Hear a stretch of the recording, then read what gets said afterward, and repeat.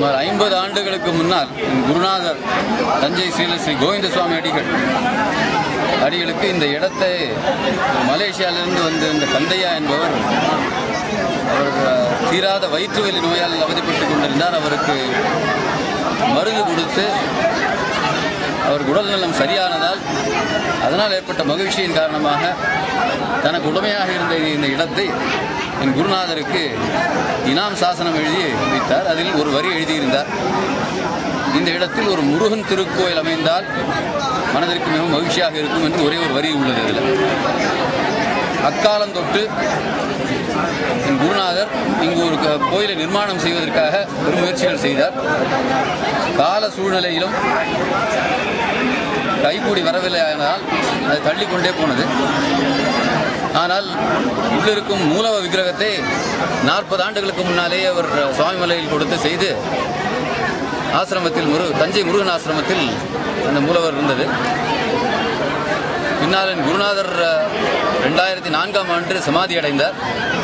அதன் பின்னால் பல குறிப்புகள் ஏற்பட்டு இந்த ஆலய திருப்பணி கருங்கல் திருப்பணியாக ஏற்பட வேண்டும் என்ற உணர்வு வந்து அந்த உணர்வின் காரணமாக இந்த இடத்தை மீண்டும் கண்டுபிடிப்பதற்கு புதர் மண்டி இருந்தது. இது திருப்பி கண்டுபிடிப்பதற்கு பெரும் பிரயத்தனமாக இருந்தது. இந்த இடத்தை கண்டுபிடித்து அதன் பின் ஸ்தபதியார் ஒருவரை தேர்வு செய்து அந்த தேர்வு செய்து என்று சொல்வதை விட இதில் ஈடுபட்ட ஒவ்வொருவரும் முருகப்பெருமானால் கைகாட்டிப்பட்டவர்கள், அடையாளம் காட்டப்பட்டவர்கள். ஸ்தபதியார் அடையாளம் காட்டப்பட்டார் ரத்னகிரி சுவாமிகளால், காளி உபாசகர் ஒருவரால் அடையாளம் காட்டப்பட்டார் மாரியப்பன் என்னும் இந்த இடத்தை சீரமைத்தவர். இவர்கள் எல்லாம் ஒன்று சேர்ந்த பொழுது இந்த இடம் மிகவும் கடினமான ஒரு மலைமேடாக இருப்பதால் இதில் ஒரு சமதளம் உருவாக்குவது என்பதே மிக கடுமையான விஷயம், கடின விஷயம் என்று கூறினார்கள். முருகப்பெருமான் திருவுளப்பாங்கின்படி அவன் இங்கு அருள் பாலிக்கும் எண்ணத்தோடு வரதஹஸ்தமும் அபயஹஸ்தமும் கொண்ட ஒரு திருவுருவம் தாங்கி இங்கு எழுந்தருள எண்ணம் கொண்டமையினால் அத்துணை கஷ்டங்களும் விலகி 4½ ஆண்டுகள் காலகட்டத்தில் காஞ்சிபுரத்திலிருந்து கல் கொண்டு வரப்பட்டு புதுக்கோட்டையில் செதுக்கப்பட்டு கல் அங்கிருந்து இங்கு பெருமாள் மலைக்கு கொண்டு வரப்பட்டது. ஸ்தபதியார் திரு செல்வநாதன் மாரியப்பன் அம்மன் கன்ஸ்ட்ரக்ஷன்ஸ் கொடைக்கானல் அம்மன் கன்ஸ்ட்ரக்ஷன் மாரியப்பன் அவர்களது பெருந்துணையோடு இந்த இடத்தில் ஒரு சமதரை உருவாக்கப்பட்டு அதன் மேல் இந்த கோயில் கருங்கல் திருப்பணியாக நிர்மாணம் செய்யப்பட்டது. பல கடினமான நேரங்கள் ஏற்பட்டன. கற்களை மேல் கொண்டு செல்வதற்கு மிகவும் பிரயத்தனப்பட்டு செய்தார்கள். இந்த ஊரில் உள்ள மக்களும் மிகவும் ஒத்துழைத்தார்கள். எல்லோருடைய மனதில் ஏற்பட்ட வைராக்கியத்தின் காரணமாக இந்த கோயில் திருப்பணி நடந்தே ஆக வேண்டும் என்ற வைராக்கியத்தை ஏற்படுத்தி முருகப்பெருமான் இங்கு வந்து நிலை கொண்டு இங்குள்ள அனைவருக்கும், இந்த உலகத்தில் உள்ள அனைவருக்கும் அருள் பாலிக்கும் வண்ணமாக மேற்கு திசை நோக்கி பழனி எம்பதி போல் அமைந்துள்ளார். மேற்கு திசையில் அமைந்துள்ள கோயில்கள் எல்லாம், முருகன் கோயில்கள் எல்லாம் குன்றில் மேல் இருக்கும் குமரன் தனியாக இருக்கும். இதில் குன்றில் மேல் இருக்கும் குமரன் கல்யாண திருக்கோலத்தில் இருப்பதால் கல்யாண சுப்பிரமணியர் என்ற பெயர் தாங்கி இங்கு வீற்றிருந்து பல்லாண்டு காலங்கள் மக்களுக்கு அருள் பாலிப்பார். இதுவே என் தியான குறிப்பில் வந்தது. என் குருநாதருக்கு வாக்களித்தபடி இதை செவ்வனே செய்து முடிப்பதற்கு என் குருநாதருடைய திருவாசியும் திருவருளும் அது மட்டுமே இதற்கு முக்கிய காரணமாக கருதுகிறேன். மீதி அனைவரும் கருவிகளாக இருந்து முருகன் திருவருளுக்கு ஆட்பட்டு இந்த திருப்பணியை செய்வதற்கு உண்டான முயற்சிகளை செய்தமையினால் இது ஏற்பட்டது. சிறப்பாக எல்லோரும் வியக்கும் வண்ணம் அற்புதமாக யாகசாலை பூஜைகளை செய்து கும்பாபிஷேகத்தையும் நடத்தி தந்தவர் நமது சிவாகம சிரோன்மணி திரு ராஜாபட்டவர் அவர்கள். எனக்கு மனதிற்கு மிக மிக மகிழ்ச்சியாக இருக்கிறது. இந்த ஆலயத்தின் கும்பாபிஷேகம் எங்கும் காணாத வண்ணம் மிக மிக அருமையாகவும் அற்புதமாகவும் செய்யப்பட்டது. யாகசாலை பூஜைகள் மிகவும் நேர்த்தியாக மிகவும் சிரத்தையாக செய்யப்பட்டன. ஆகையினால் இந்த கோயிலுக்கு சாநித்தியம் மிக அதிகம் உண்டு, கூட்டம் அதிகமாக வரும்.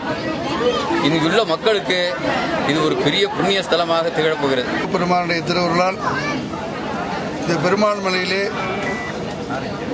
ஸ்ரீ சொக்கலிங்க சுவாமி கூறிய வண்ணம் புதிதாக, அதாவது கருங்கல்லாலே கருவறை, அர்த்த மண்டபம், விமானம் ஆகியவையெல்லாம் அமைக்கப்பட்டு இந்த திருக்குட நன்னீராட்டு விழாவானது தொடர்ந்து 4 தினங்களாக வேத சிவாகம திருமுறை வண்ணமாக சிவாச்சாரிய பெருமக்கள் மற்றும் திருவரை மாணவர்களால் 4 கால பூஜை மற்றும் பூர்வாங்க பூஜை நடைபெற்று இன்றைய தினம் காலை மகா கும்பாபிஷேகமானது மிகச் சிறப்பாக நடைபெற்றுள்ளது.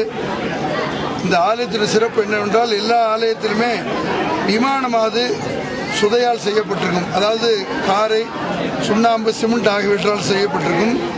இங்கு ரொம்ப பழமையான காலத்தில் முன்பு, பல நூற்றாண்டுகள் முன்பு மன்னர்கள் செய்த ஒரு சில கோயில்கள் தான் இப்படி நிகழ்ந்துள்ளது. அதன் அமைப்பிலே முழுமையாக கருங்கல்லால் அமைத்தது ஒரு பெரிய வியக்கத்தக்க விடயம். அதனுடைய உள்கருத்து என்னவென்றால், முருகப்பெருமானானவர் இதை பரிபூர்ணமாக ஏற்றுக்கொண்டார் என்பதற்கு அத்தாட்சியாக இந்த ஆலயம் அமைந்துள்ளது. ஆகவே இங்கு வரக்கூடிய பக்தோடு பெருமக்கள் அனைவருக்கும் முருகப்பெருமான் திருவருளால் எல்லா நலன்களும் உண்டாகும் என்பதில் ஐயமில்லை. ஆகவே அனைத்து பக்தோடு பெருமக்களும் திரளாக வந்திருந்து இந்த சுவாமிகள் செய்து கொடுத்து அனுபவித்து முருகப்பெருமான திருவருள் பார்த்து வரும்படி பெற்றுக்கொள்கிறேன்.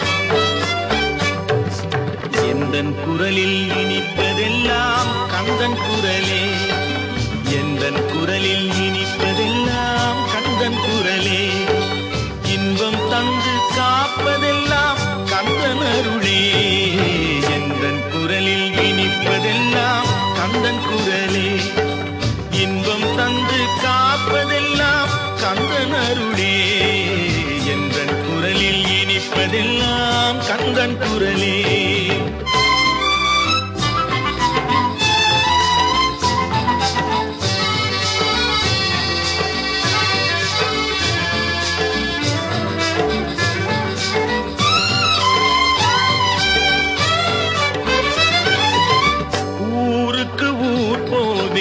தினம் தினமே அங்கு உட்கார்ந்து பாடுவது கந்தன் புகழே.